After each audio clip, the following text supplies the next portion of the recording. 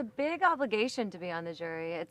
It's an honor, and I think it's a duty to be on the jury. For me, especially because I have sat on the other side. I've been in the final two, and a jury of my peers has awarded me the title of sole survivor and the $1 million prize. And I know that it's an important role to take on to evaluate someone's gameplay over the course of this game and to say, all right, let's dig in a little bit and let's see if you can stand behind the game that you played and really own it and take us on this journey and tell us why you deserve to win. For me, I'm taking my responsibility as a juror very seriously, and I haven't made up my mind as to who I think would be the right person to take it all. So I think, like, for this game in particular, it's a group of winners. We can all respect what it's like to have played a game well enough to have been awarded by the jury the win, and now to be sitting on the other side feels like a karmic or civil duty to be paying that forward, that I was awarded the win by the jury, and now I'm going to be returning that in kind for someone else.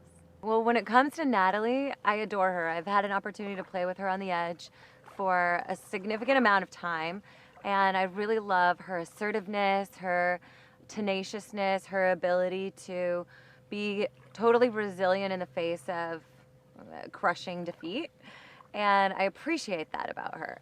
One thing that gives me pause with Natalie is she played so poorly in the first day of this game that she was an easy person to vote off first. It was between her and Michelle, and the reason why Natalie was the one who was voted off first was because she played so poorly. She was overly confident. She didn't think it could be her. She was throwing names around carelessly. She threw my name around, and I was like, easy, I could vote Natalie off. I have no problem doing that.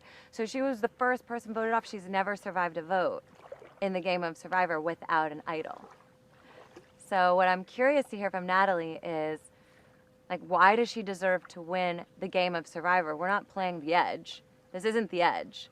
This is Survivor. So why does she deserve to win Survivor if she couldn't even survive one vote? That's a tough case to plead. And, like, I don't know. For me, like, when I play, I've had a target on my back the whole time, typically, and I can make it all the way to the end, and I know how hard that is.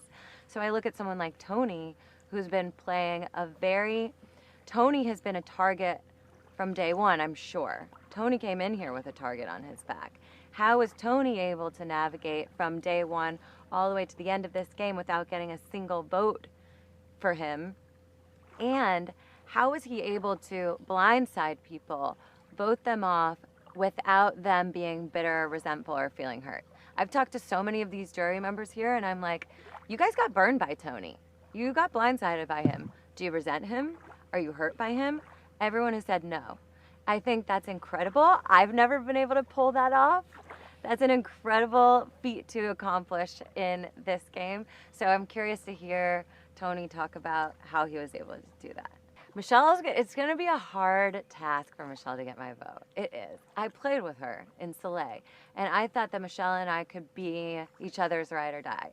And once we got to the point where I was voted out, I know that Michelle had a hand in it, but I thought that it was short-sighted on her part, that I didn't see Michelle leading very many votes, leading very many strategic conversations. She was always following, from what I saw. So when it comes to Michelle, it's going to have to be, in order for Michelle to get my vote, she's going to have to prove to me that she had some kind of strategy that she was leading with, and that she got people to work with her in a way that was compelling, because I just haven't seen that from her. So I think at this point, it's a horse race between Tony and Natalie.